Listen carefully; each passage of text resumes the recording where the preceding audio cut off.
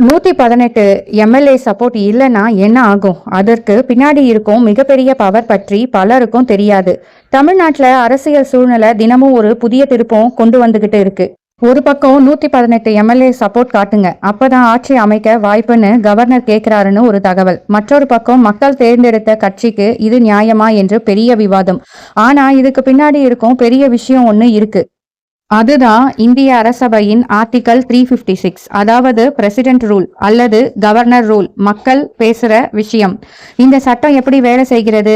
எப்போது ஒரு மாநில அரசே கலைக்க முடியும்? ஏற்கனவே எந்தெந்த மாநிலங்கள் இதனால் பாதிக்கப்பட்டது? முக்கியமா எதிர்காலத்தில் தமிழ்நாட்டிலும் இப்படிப்பட்ட சூழ்நிலை வர வாய்ப்பு இருக்கா? இதையெல்லாம் இன்று சிம்பிளா புரிஞ்சுக்கலாம். ஆர்டிகல் 356 என்றால் என்ன? இந்திய அரசபையில் இருக்கும் ஆர்டிகல் 356 என்பது ஒரு மாநில அரசாங்கம் அரசபை படி செயல்பட முடியவில்லை என்று மத்திய அரசு நினைத்தால் அந்த மாநிலத்தில் பிரசிடென்ட் ரூல் கொண்டு வரலாம் என்பதற்கான ப்ரொவிஷன். எளிமையா சொல்லணும்னா மாநில அரசு கலைக்கப்படும், சீஃப் மினிஸ்டர் மற்றும் அமைச்சரவை அதிகாரம் இழக்கும், மாநில நிர்வாகம் கவர்னர் மூலமாக மத்திய அரசின் கட்டுப்பாட்டுக்குள் வரும். அதாவது அந்த மாநிலத்தில் டைரக்ட் கண்ட்ரோல் மத்திய அரசு இன்ஃபுளுன்ஸ்குள் போகும். ஆனா இந்த சட்டம் முதலில் கொண்டு வந்த போது இது ரொம்ப அரிதான சூழ்நிலையில் மட்டுமே பயன்பட வேண்டும் என்று பலரும் நினைத்தார்கள். எப்போது தெரியுமா? சட்டம் ஒழுங்கு முற்றிலும் சீர்குலைத்தால், அரசு இயங்க முடியாத நிலை வந்தால், அசம்பிளி மெஜாரிட்டி நிரூபிக்க முடியாத சூழ்நிலை வந்தா அப்ப மட்டும்தான் இந்த பவர் பயன்படுத்தணும்னு என்பது நோக்கம்.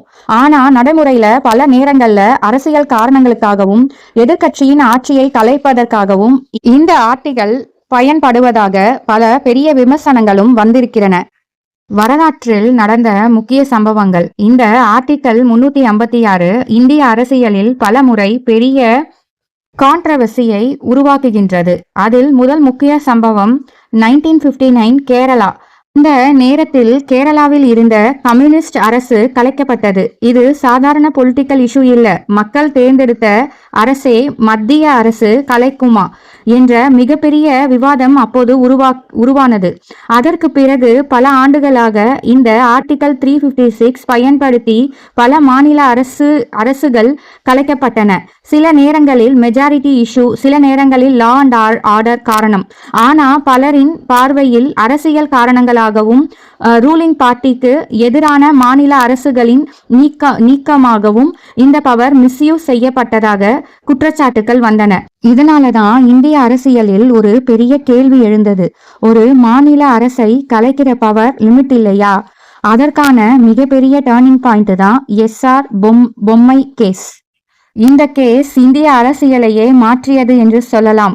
ஏன்னா இதற்கு பிறகுதான் சுப்ரீம் கோர்ட் ஆர்டிகல் 356 எப்படி பயன்படுத்த வேண்டும், எப்போது பயன்படுத்தக்கூடாது என்று முக்கியமான கைட்லைன்ஸை கொண்டு வந்தது. 1980களில் இறுதியில் கர்நாடகாவில் ஜனதா கட்சி ஆட்சி இருந்தது. அந்த நேரத்தில் சீஃப் மினிஸ்டர் எஸ்ஆர் பொம்மை அவர்களின் மெஜாரிட்டி குறித்து ஒரு பெரிய சந்தேகம் எழுந்தது. ஏன்னா சில எம்எல்ஏ சப்போர்ட் திரும்ப பெற்றதாக தகவல் வெளியாகின. இதனால் அரசியல் சூழ்நிலை முழுக்க பரபரப்பாக மாறியது. அப்போது கவர்னர் என்ன சொன்னார் தெரியுமா? சட்டமன்றத்தில் மெஜாரிட்டி நிரூபிக்க வேண்டும், அதாவது அசம்பிளி ஃப்ளோர்ல தான் யாருக்கு உண்மையான சப்போர்ட் இருக்கு என்பதை நிரூபிக்கணும் என்ற நிலை. ஆனா அதற்குள் அரசியல் சூழ்நிலை வேகமாக மாறி மத்திய அரசின் பரிந்துரையால் அந்த அரசு கலைக்கப்பட்டது. இதற்கு எதிராக எஸ்ஆர் பொம்மை சுப்ரீம் கோர்ட்டுக்கு சென்றார். அவர் சொன்ன முக்கியமான விஷயம் என்னன்னா, மெஜாரிட்டி இருக்கா இல்லையா என்பதை கவர்னர் ரிப்போர்ட் மட்டும் வைத்து முடிவு செய்யக்கூடாது, அதை அசம்பிளி ஃப்ளோர்ல டெஸ்ட் பண்ணணும். இந்த கேஸ் சாதாரண அரசியல் வழக்கு இல்ல. இதற்கு பின்னால் இந்திய அரசியலின் மிகப்பெரிய கான்ஸ்டிடியூஷனல் ஜட்ஜ்மெண்ட்களில் ஒன்றாக மாறியது. என்னன்னா இந்த தீர்ப்புக்கு பிறகுதான் ஆர்டிகல் 356 பவருக்கு முக்கியமான கட்டுப்பாடுகள் வந்தது. 1994இல் சுப்ரீம் கோர்ட் ஒரு மிகப்பெரிய முக்கியமான தீர்ப்பு கொடுத்தது. அதுதான் எஸ்ஆர் பொம்மை ஜட்ஜ்மெண்ட். இந்த தீர்ப்பு இந்திய அரசியலையே ஒரு ஹிஸ்டரி ஜட்ஜ்மெண்டாக பார்க்கப்படுகிறது. ஏன்னா இந்த ஜட்ஜ்மெண்ட்ல கோர்ட்டு சில முக்கியமான விஷயங்களை தெளிவா சொன்னது. மெஜாரிட்டி யாரு என்பதை கவர்னர் தனியா முடிவு செய்ய முடியாது. அதாவது ஒரு சீஃப் மினிஸ்டருக்கு சப்போர்ட் இருக்கா இல்லையா என்பதை அரசியல் ஃப்ளோர்ல தான் நிரூபிக்க வேண்டும். கவர்னர் ரிப்போர்ட் மட்டும் வைத்து அரசே கலைக்க கூடாது என்று கோர்ட் சொன்னது. ஆர்டிகல் 356 என்பது அன்லிமிட்டெட் பவர் கிடையாது. மத்திய அரசு சொன்னாலே போதும், ஒரு மாநில அரசை உடனே கலைக்க முடியாது.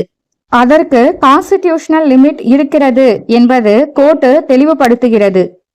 கோர்ட் ரிவ்யூ செய்யலாம். அதாவது பிரசிடென்ட் ரூல் தவறாக பயன்படுத்தப்பட்டதா, பொலிட்டிக்கல் மிஸ்யூஸ் நடந்ததா என்பதை கோர்ட் ஆராய முடியும். மிக முக்கியமான விஷயம், ஒரு மாநில அரசு தவறாக கலைக்கப்பட்டிருந்தால் கோர்ட் அந்த அரசை மீண்டும் ரீஸ்டோர் கூட செய்யலாம்.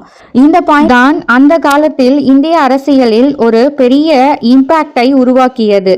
இந்த ஜட்ஜ்மெண்ட் வந்த பிறகு ஆர்டிகல் 356 பயன்படுத்துவது குறைந்தது. கவர்னர் ஆக்ஷன் மீது ஸ்க்ரூட்டனி அதிகமானது. கோர்ட் கண்காணிப்பு மிகவும் முக்கியத்துவமாக மாறியது. ஏன்னா இனி எந்த மாநில அரசையும் சுலபமா கலைக்க முடியாது என்ற நிலை உருவானது. இப்போதைய அரசியல் சூழ்நிலைக்கு இது எப்படி ரிலேட் ஆகும்? இப்போ சோசியல் மீடியாவில் பெரிய டிபேட் என்ன அப்படின்னா, ஒரு கட்சி அதிக சீட்டு வாங்கினாலும் கவர்னர் மெஜாரிட்டி ப்ரூஃப் கேட்கலாமா? இதற்கு பதில் ஆமாம், கேட்கலாம் தான். என்னன்னா அது கவர்னருக்கு இருக்கும் கான்ஸ்டிடியூஷனல் டிஸ்கிரிஷனல் பவர்ல வரும். அதாவது யாருக்கு உண்மையிலேயே மெஜாரிட்டி சப்போர்ட் இருக்கு என்பதை கவர்னர் உறுதி செய்யலாம். சில நேரங்களில் எம்எல்ஏ சப்போர்ட் லெட்டர், கூட்டணி எண்ணிக்கைகள், ஃப்ளோர் டெஸ்ட் இப்படி ப்ரூஃப் கேட்கப்படலாம். ஆனா முக்கியமான விஷயம் என்னன்னா, இந்த பவர் அப்சல்யூட்லி கிடைக்காது. அதாவது சட்டத்துக்கு உட்பட்டதாக இருக்கணும், நீதிமன்ற ரிவ்யூவுக்கு உட்பட்டதாகவும் இருக்கணும், பொலிட்டிக்கல் மிஸ்யூஸ் ஆகக்கூடாது என்பது சுப்ரீம் கோர்ட் கைட்லைன்ஸ். இதனாலதான் பல அரசியல் கட்சிகள் தேவைப்பட்டால் சுப்ரீம் கோர்ட்டுக்கு போவோம் என்று சொல்லுவது இந்திய அரசியலில் ரொம்ப சாதாரணமான விஷயமாக மாறிவிட்டது. என்னன்னா இப்போ பொலிட்டிக்கல் ஃபைனல் பவர் அரசியல்வாதிகளிடம் மட்டும் இல்ல, கான்ஸ்டிடியூஷன், ஜுடிஷியரி, ஃப்ளோர் மெஜாரிட்டி, இந்த மூன்றும் சேர்ந்துதான் அடுத்த முடிவை தீர்மானிக்கிறது. பிரசிடென்ட் ரூல் ஆரம்பத்துல 6 மாதங்களுக்கு இருக்கும். ஆனா பார்லிமெண்ட் அப்ரூவல் இருந்தா அதை எக்ஸ்டெண்ட் செய்யலாம். சில ஸ்பெஷல் சிச்சுவேஷன்ல அது அதிகபட்சம் 3 வருடம் வரை கூட நீடிக்கலாம். ஆனா அதற்கு ஸ்ட்ரிக்ட் கண்டிஷன்ஸ் இருக்கு.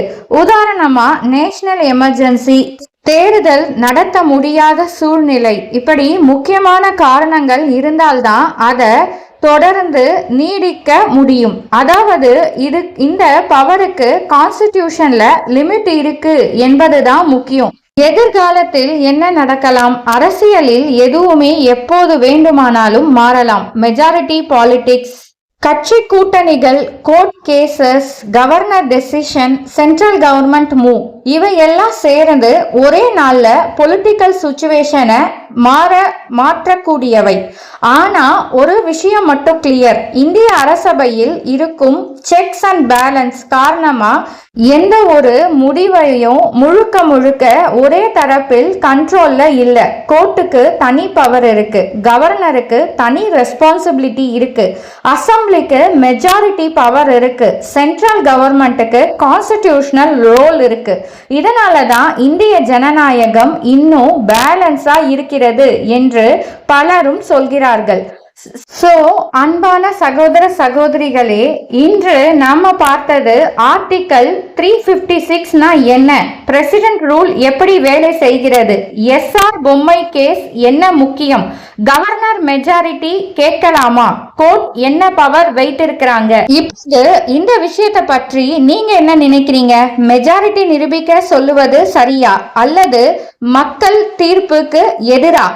உங்க கருத்துக்களை கமெண்ட் பாக்ஸ்ல சொல்லுங்க. இந்த மாதிரி அரசியல் மற்றும் சட்ட விஷயங்களை ஈஸியா எக்ஸ்பிளைன் பண்ண வீடியோ வேணும்னா லைக் சப்ஸ்கிரைப் பண்ண மறக்காதீங்க. கீழே ஒரு ஹைப் பட்டனும் இருக்கும்.